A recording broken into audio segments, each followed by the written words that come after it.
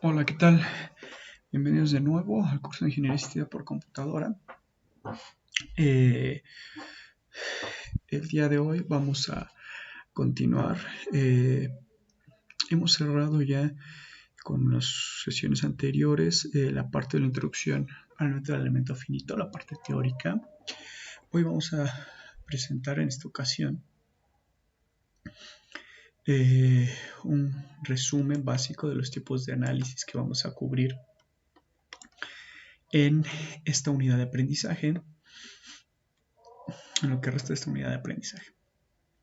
¿Vale? Hablaremos un poquito de la metodología de análisis, pero ya por software. Muy bien.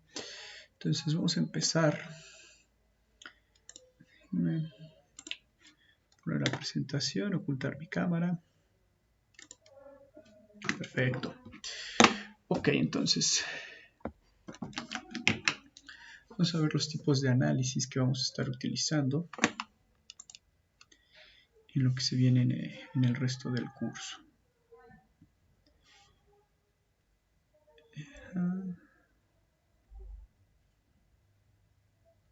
Listo.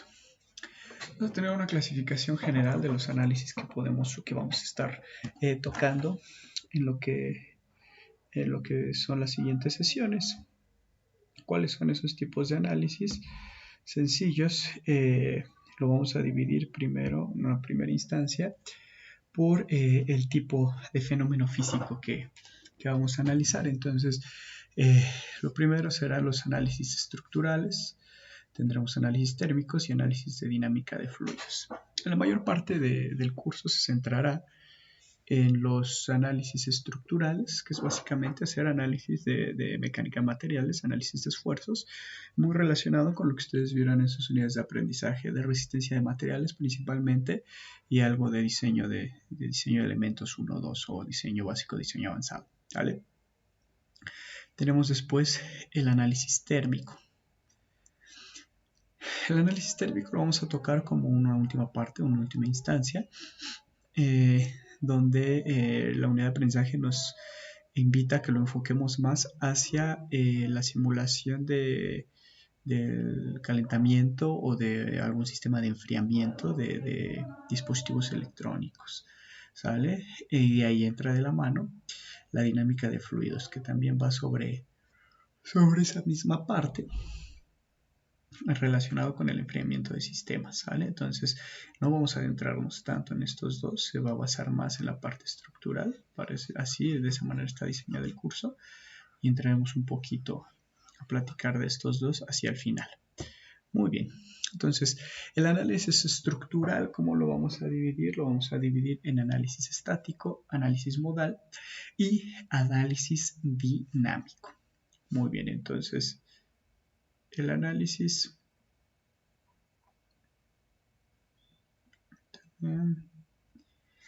estático. ¿Qué significa? Que no hay dependencia del tiempo, entonces es independiente del tiempo propiamente.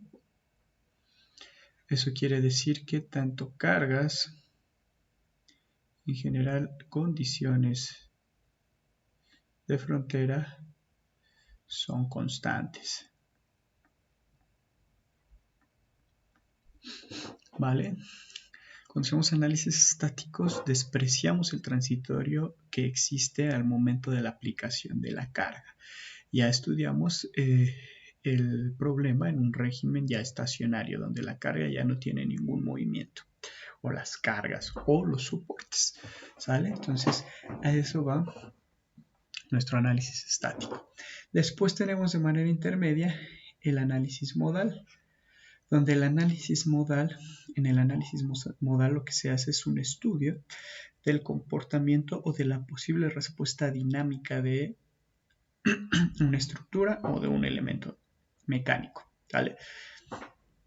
Vemos esa posible respuesta dinámica, cómo vemos esa respuesta en términos de frecuencias, en términos de modos de vibración. Muy bien, entonces el análisis modal es un paso intermedio entre el análisis estático y el análisis dinámico. ¿Vale? Yo puedo construir una aproximación de la respuesta dinámica del cuerpo con base en los resultados de un análisis modal. Lo vamos a platicar en su momento. ¿Vale? Y también puedo utilizar básicamente como base los resultados de mi análisis modal para partir a hacer un análisis dinámico. ¿Vale? En un análisis dinámico ya tenemos dependencia del tiempo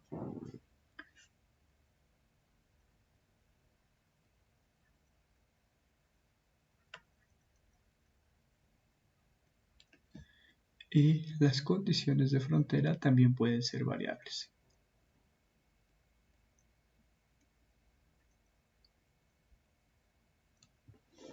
Muy bien.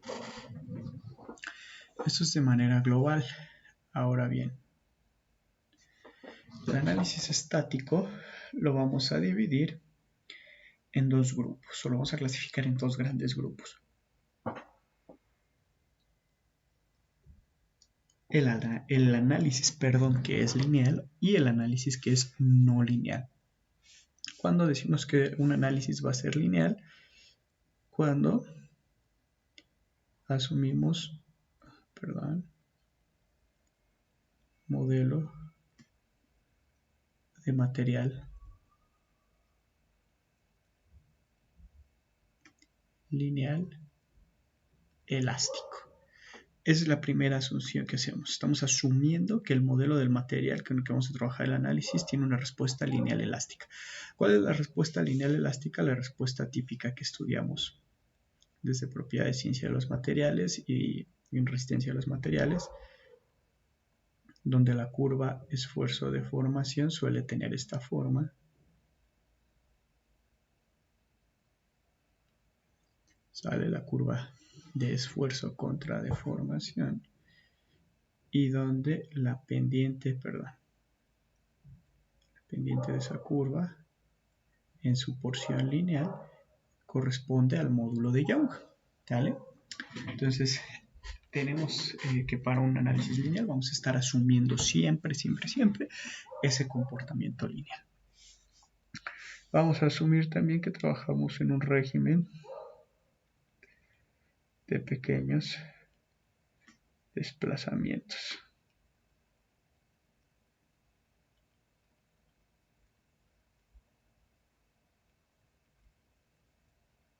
Vamos a borrar. Pequeños desplazamientos vamos a estar trabajando.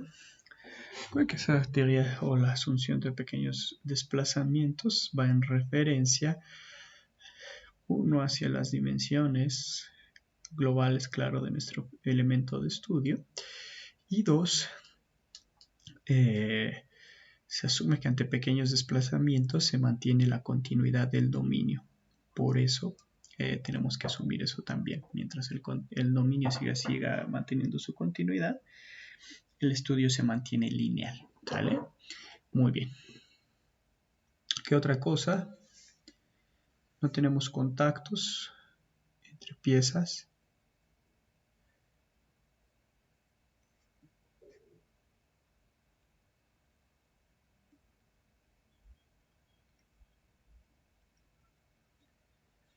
No hay contacto entre piezas. Si existe, se ignora, no se evalúa en el análisis las posibles presiones de contacto que existan entre los elementos. ¿Vale? Entonces, esa es de manera general las cosas que asumimos cuando vamos a iniciar un análisis estático, en este caso lineal. ¿Vale? Es importante que lo tengamos en cuenta. Las cuestiones para mantener la linealidad de nuestro análisis. Después podemos construir, antes. Vamos a empezar claramente en nuestra aplicación de software haciendo casos lineales, básicamente, ¿vale? Después vamos a mudarnos a la parte no lineal. ¿Qué hay en la parte no lineal? La parte no lineal puede ser de tres tipos diferentes. En general se clasifica no linealidades de material, no linealidades de topología y no linealidades de geometría. donde cada una de esas no linealidades está relacionada con una de las cuestiones que asumimos para que fuera lineal nuestro análisis. El modelo de material lineal elástico, bueno, cuando deja de ser lineal elástico nuestro material, entonces, ¿qué tenemos? Perdón.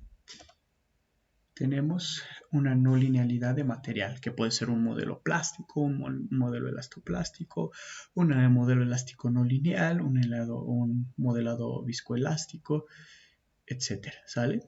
Entonces, pueden ser distintos comportamientos del material, pero en general, si el modelo deja de seguir esta condición, si dejamos de trabajar en la porción elástica de la curva de esfuerzo de formación, o si la parte elástica de la curva de esfuerzo de formación no es lineal, pues entramos a un comportamiento o a un tipo de análisis estático ya que es no lineal, ¿vale? Ok, entonces, después tenemos las no linealidades del tipo topológico. Esas se relacionan con los contactos. Cuando ya tengo piezas en contacto, entonces digo que entro en un caso de no linealidad del tipo topológico. Es un caso muy sencillo, el contacto entre dos engranes, que lo analizaremos. Bueno, pues ahí entra en una no linealidad del tipo topológica. ¿Por qué consideramos que hay una no linealidad cuando hay contacto? Cuando tengo dos piezas que entran en contacto, para esto voy a prender un poco mi cámara. Ahí está. Cuando vamos a tener dos piezas, perdón, ahí está, que entran en contacto, por ejemplo, yo lo simularé con esto y con esto, ¿vale? Como si fuera un leva seguidor. Este es mi seguidor, este es mi leva. Entonces, cuando entran dos piezas en contacto, puede haber movimiento entre ellas o desplazamiento relativo entre ellas. Puede haber de separación o desplazamiento normal y puede haber deslizamiento o movimiento tangencial, ¿sale? O desplazamiento tangencial entre las caras que entran en contacto.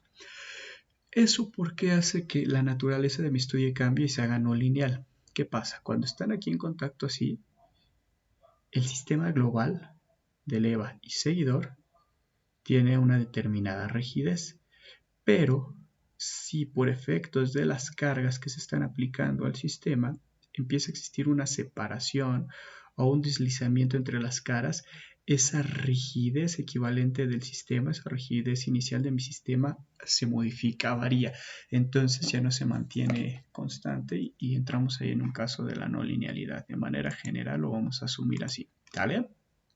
Eso es lo que sucede. Y finalmente tenemos las no linealidades geométricas, que es cuando rompemos el régimen de pequeños desplazamientos. ¿Qué quiere decir? Cuando nuestros desplazamientos son más grandes o son relativamente grandes respecto a las dimensiones de nuestro sistema de estudio. En su momento, cuando lleguemos a ver uno de estos casos de no linealidad, lo platicaremos. Muy bien. Después tenemos el análisis modal. Decíamos ya bien que el análisis modal para nosotros lo que va a representar para lo que nos va a servir es para conocer la respuesta o la posible respuesta dinámica de un cuerpo. Entonces, esa posible respuesta dinámica está compuesta por muchos modos de vibración o muchas frecuencias propias del sistema. Lo que vamos a hacer es calcular esas frecuencias propias del sistema. Podemos hacerlo un análisis en vibración libre. ¿Qué es eso? En un análisis a vibración libre no tenemos cargas. No se aplican cargas, solo hay condiciones de frontera esenciales, es decir, restricciones o apoyos, ¿vale? Podemos hacer análisis con preesfuerzo, donde ahí sí ya tengo una carga previa. Entonces tengo esta pieza, pero que está aplicándosele esta carga. Entonces es esa aplicación de esa carga previa cómo modifica la respuesta de mi cuerpo. ¿La va a modificar? Claro que la va a modificar, porque cuando yo solo tengo apoyos, el sistema tiene una cierta rigidez, tiene una cierta, sí lo vamos a llamar así, una cierta rigidez. Cuando ya hay una condición de preesfuerzo, que es decir, yo ya le apliqué una carga previa, esa carga previa genera un esfuerzo interno en mi pieza. Dicho en términos muy banales, esa condición de carga previa consume una parte de esa rigidez inicial y entonces ya no tengo toda la rigidez que tenía inicialmente, ¿sale? Quiere decir que entonces mi respuesta va a variar de mi sistema. Muy bien. Y finalmente ponemos o planteamos aquí algo que le llamo yo el armónico, que en realidad son estudios de respuesta al armónico. Cómo responden nuestras piezas, nuestras estructuras ante una excitación armónica. Pudiera hacerse también hacia una excitación aleatoria, una vibración aleatoria, ¿vale? Pero lo planteamos primero en un caso armónico, que es más fácil de atacar y de explicar y de entender en general, ¿sale? Entonces, ¿qué pasa si yo la carga que le estoy aplicando, le puedo aplicar una carga? En este caso, en el preesfuerzo tenemos una carga estática. En la respuesta al armónico tenemos una carga que varía de manera armónica, es decir, obedeciendo una sinusoidal. Determinada amplitud, determinada frecuencia, una o más cargas, ¿sale? Entonces, ¿cómo es esa respuesta ante esa carga armónica? Muy bien, esos son los siguientes análisis que haremos y después de cubrir la parte modal, entraremos a la parte dinámica. La parte dinámica yo lo divido ahí en dos partes, una le llamo implícita y otra le llamo explícita. Sin embargo, la diferencia o el llamarlo implícito y explícito no radica en condiciones de análisis como para el caso estático lineal y no lineal.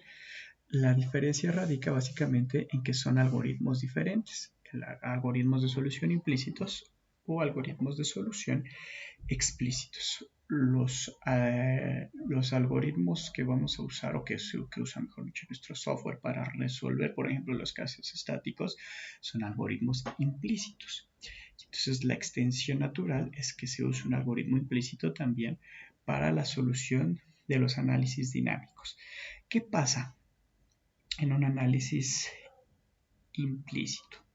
¿Se acuerdan que platicábamos, plasmábamos en videos anteriores, cómo armamos una ecuación de elemento finito para cada elemento y después armamos una ecuación global o un sistema global de ecuaciones para todo el dominio, para toda la malla?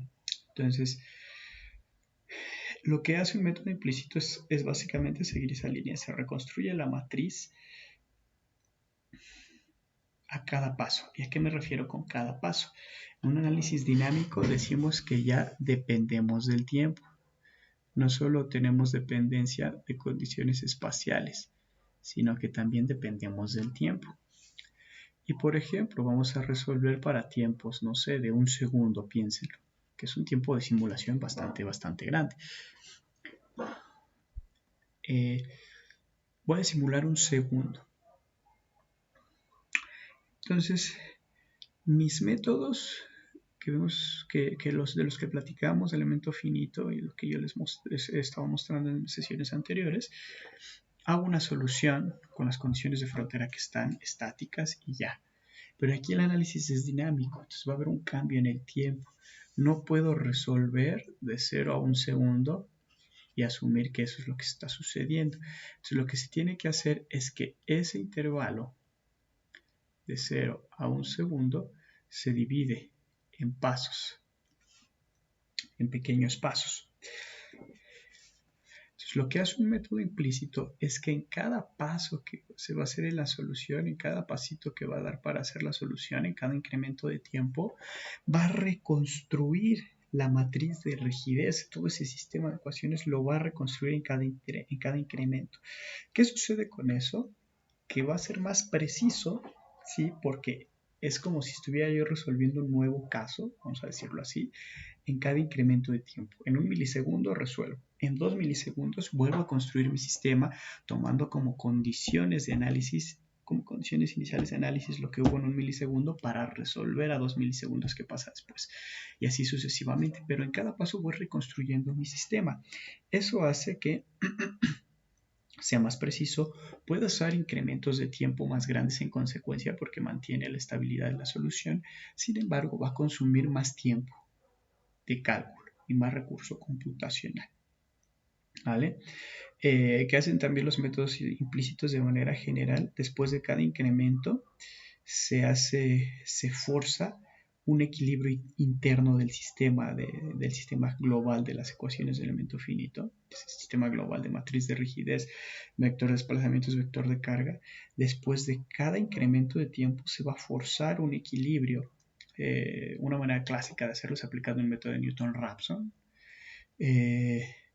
Después de cada incremento, para forzar ese equilibrio, digamos, momentáneo, para poder seguir haciendo la solución en el siguiente incremento de tiempo.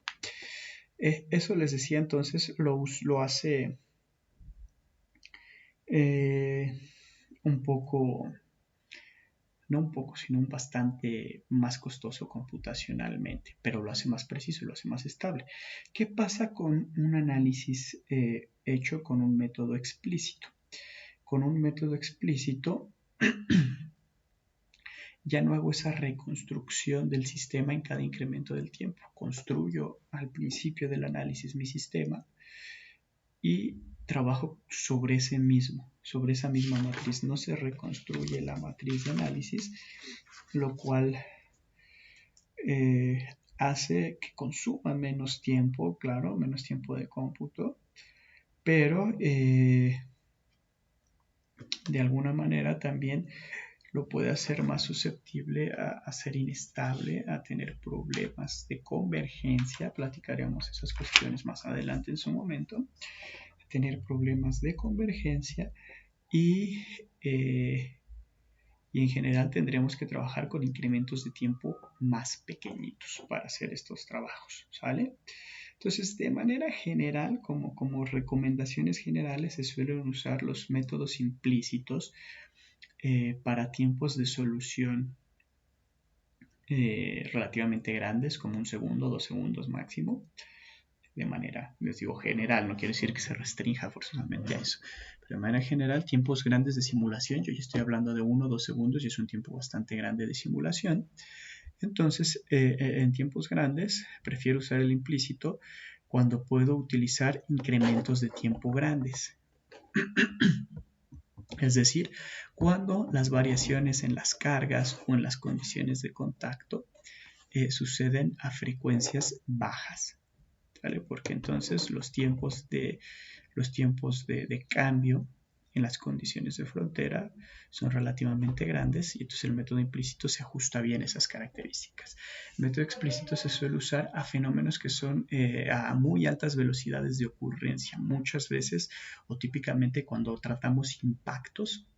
Se tratan con métodos explícitos. ¿Por qué? Porque los tiempos de solución o los tiempos de incremento de solución van a tender a ser muy pequeños, muy pequeños.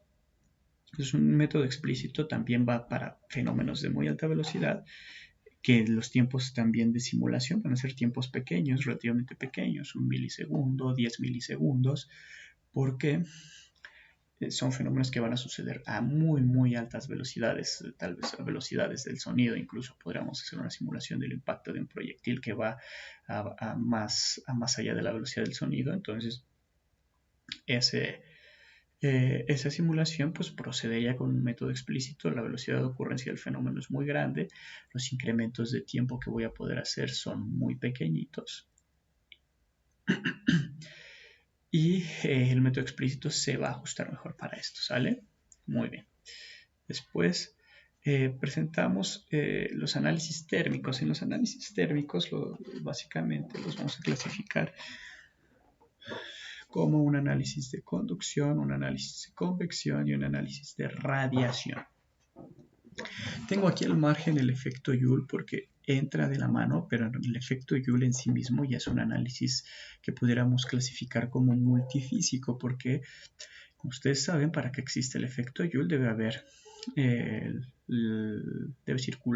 existir la circulación de corriente por un conductor que se traduce en un calentamiento. Entonces el efecto Joule lo pongo aquí porque, como les decía, la unidad de aprendizaje enfoca a que se trabaje sobre circuitos electrónicos o dispositivos electrónicos, esta parte del análisis térmico. Entonces el efecto Joule pues entra sin duda ahí. Cualquier circuito, cualquier tableta PCB, que ustedes desarrollen, pues tiene ahí una corriente que circula por un conductor y entonces ahí hay efecto Joule. Sí o sí hay efecto Joule y podemos hacer el estudio de efecto Joule. Tenemos conducción, convección y radiación, que básicamente son, como ustedes saben, las tres formas de transferencia de calor. Conducción sería el caso más simple de analizar cuando tenemos, puede ser dos cuerpos en contacto a distintas temperaturas o un solo cuerpo que tiene un extremo en contacto con una fuente de calor y cómo se propaga ese calor o se conduce ese calor dentro del sólido. Y tenemos los análisis de convección, donde ya involucramos en los análisis de convección, involucramos a un flujo de un fluido, y la convección la podemos estudiar como una convección libre o forzada. Una convección libre es, por ejemplo, la que se da cuando ustedes, pensemos un ejemplo muy simple, les sirven un plato de caldo muy caliente y ustedes lo dejan ahí en la mesa esperando que se enfríe un poco.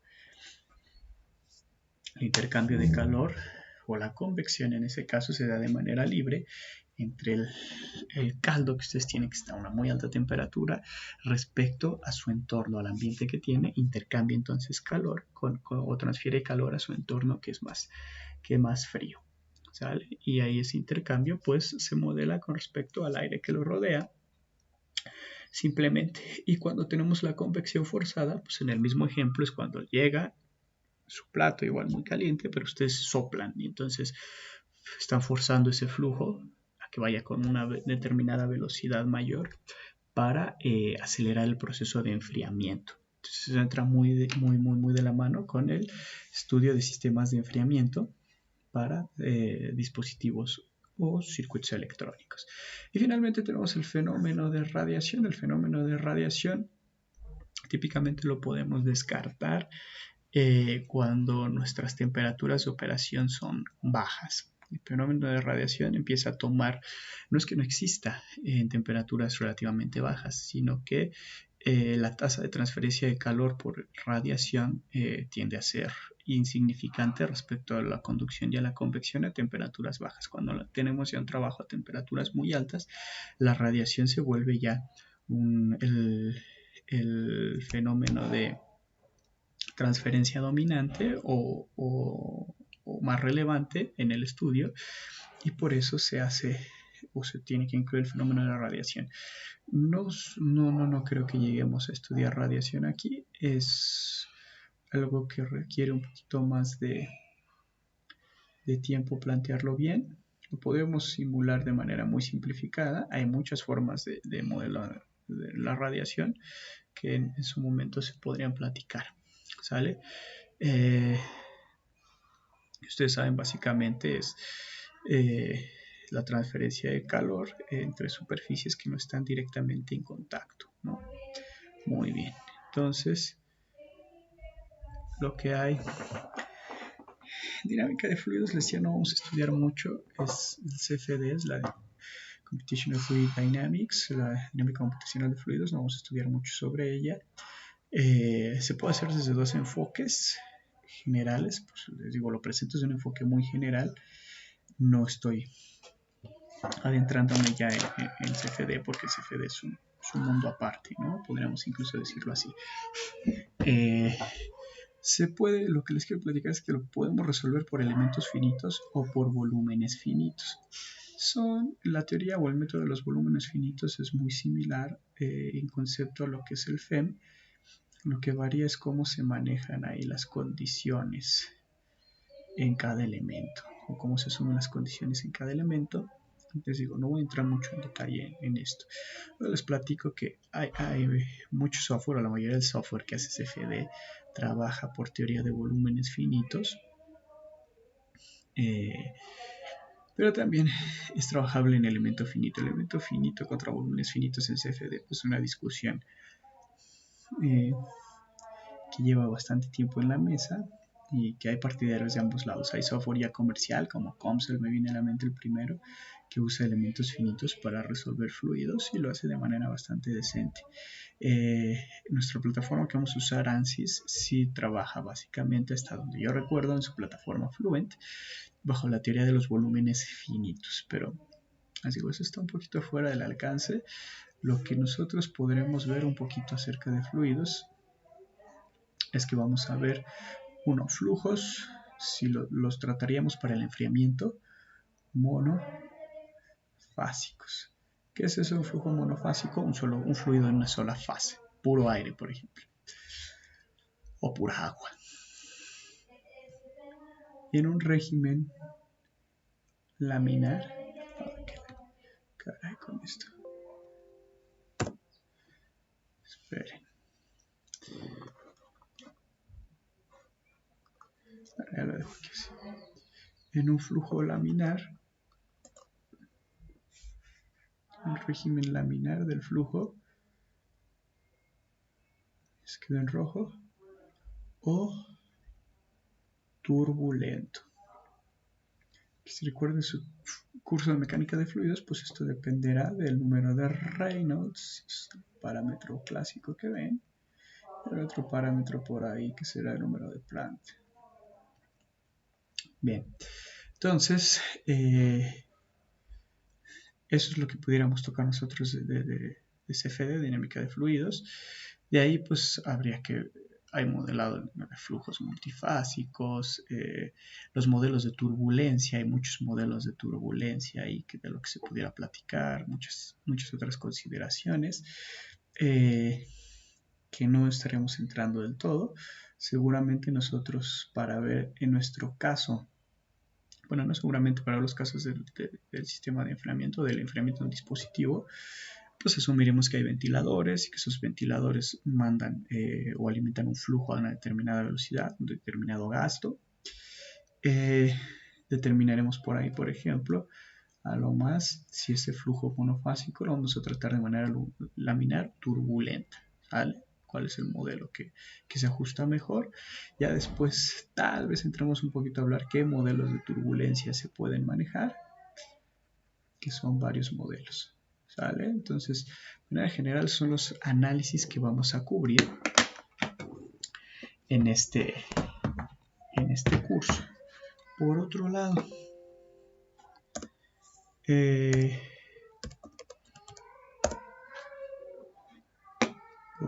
vamos entonces a entrar a esto de hacer análisis.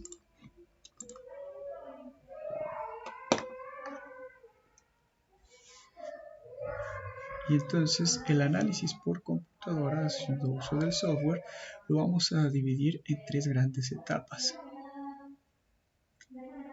El preproceso,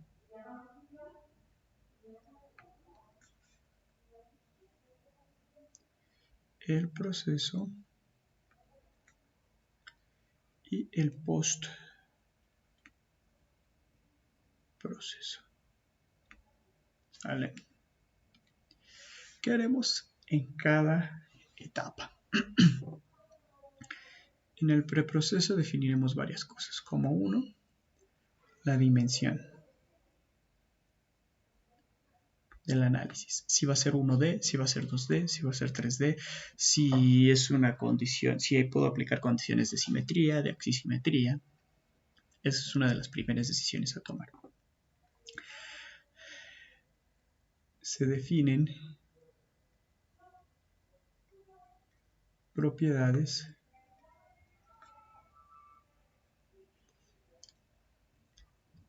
de materiales. Ese es otro paso importante, hacer propiedades de los materiales.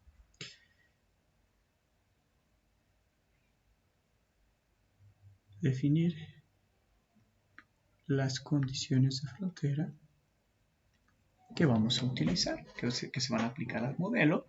¿De dónde salen esas condiciones de frontera? Pues del caso real que queremos simular. De ahí, básicamente, es lo que vamos a hacer en esa parte. Mucho trabajo de ingeniería aquí. ¿Qué otra cosa se ve en el preproceso? Pues claro, definir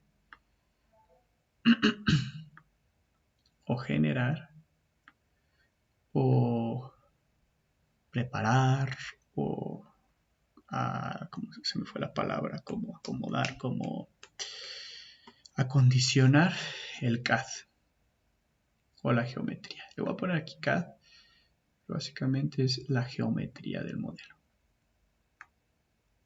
¿Vale? Y otra cosa muy importante que se va a hacer en el preproceso es mallado. Mallado o la discretización. Entonces, esas son las etapas de nuestro preproceso. Todo eso. Y a esto, cuando llegamos al mallado, fíjense, cuando ya hicimos todo esto, definimos dimensión, condiciones de frontera, ya tenemos la geometría, hacemos la discretización, a eso es lo que le vamos a llamar modelo de elementos finitos. ¿Vale? Todo eso. Entonces, ese modelo de elementos finitos se alimenta a la etapa del proceso. ¿Qué se hace en el proceso? Básicamente es la solución. Entonces, ¿qué puedo hacer yo aquí? Definir solver.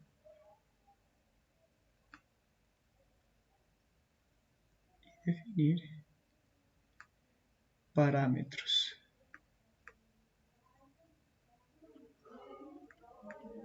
De solver. Y tal vez, en algunos casos, definir gráficos. De la solución. ¿Qué es el solver? Le llamamos solver al algoritmo de solución que usa nuestro software. Entonces nuestro software tendrá diferentes solvers. Al ser relativamente cerrado en eso, no nos va a permitir hacer mayor modificación. Hay otros programas que sí tienen una carpetita un poquito más amplia y que permiten al usuario meterle más modificación a qué solver voy a utilizar. ¿Sale? Sí podremos definir algunos parámetros de solver, ya los veremos, sobre todo cuando pasemos y empecemos con cuestiones no lineales. Hay parámetros de solver que son importantes o son interesantes de atender. Muy bien. Y bueno, gráficos de solver, esto será igual otra vez en la parte lineal, en la parte, perdón, no lineal o la parte dinámica. Podemos estar viendo gráficos de convergencia, ver cómo se está comportando nuestra solución en cuanto a convergencia, y desde ahí podemos determinar si va por buen camino o no, o abortamos misión. ¿Vale? Entonces, en general, eso es lo que hacemos en el proceso. Y es básicamente solución. Esa es la solución del problema. Muy bien. Y después tenemos el postproceso. ¿Qué hacemos en el postproceso? Generamos los resultados.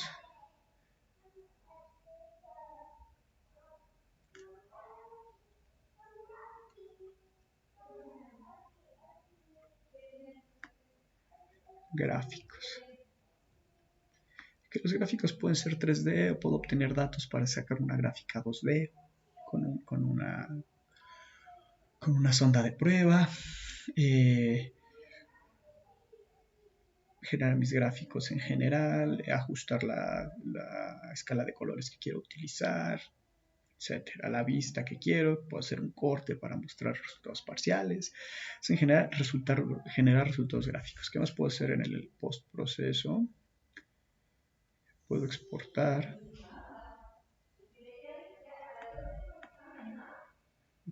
imágenes o videos de animaciones.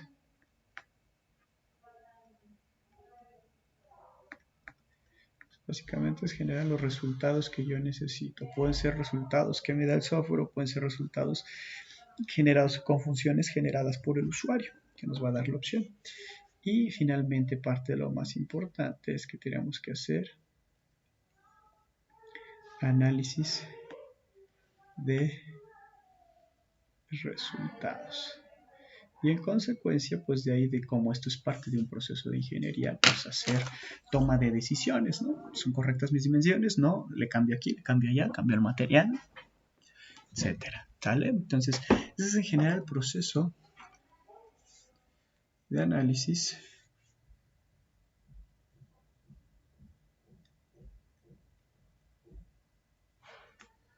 con un software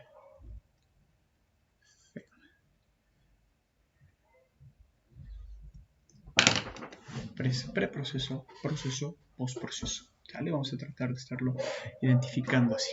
Muy bien, entonces dicho esto, vamos a dejar hasta aquí esta sesión, de esta ocasión. Ya nos vamos a adentrar, siguiente sesión, en la interfaz de nuestro software. Platicaremos un poquito de la interfaz de nuestro software para que lo vayamos conociendo y empecemos con nuestros primeros análisis. Cuídense mucho, que estén muy bien todos.